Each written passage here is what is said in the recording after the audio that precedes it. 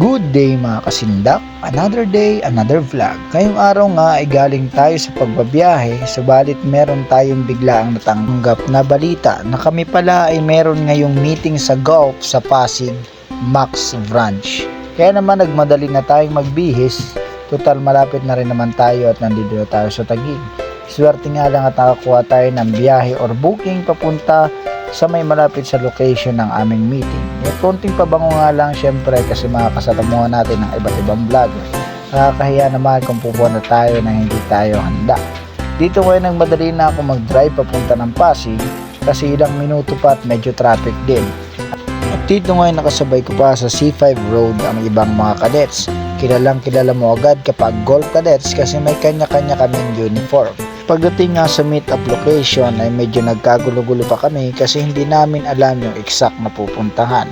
Basta sinabi lang na hanapin yung gantong lugar at doon na lang kami aabangan.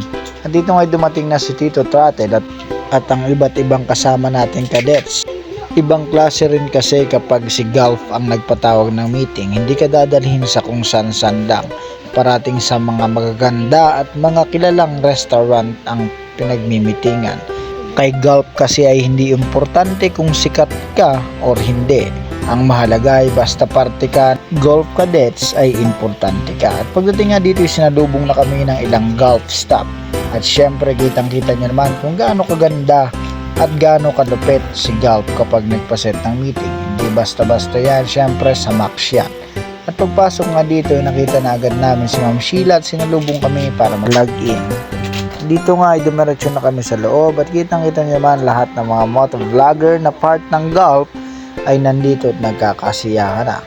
Siyempre ilang minuto pa lang kaming nakaupo ay ang pagkain ay hinanda na agad. Ganyan ka-importante kay Golf ang mga cadets.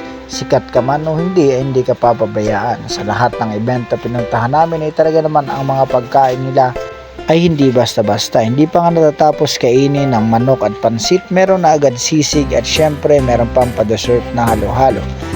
Talaga namang solid ang sarap. Iba talaga pag si Golf. Basta si Golf, palaging number 1 ka. Habang kumakain nga tayo ng halo-halo, ipapakita ko sa inyo ang ilang clip ng nagaganap na kasiyahan dito sa aming meeting.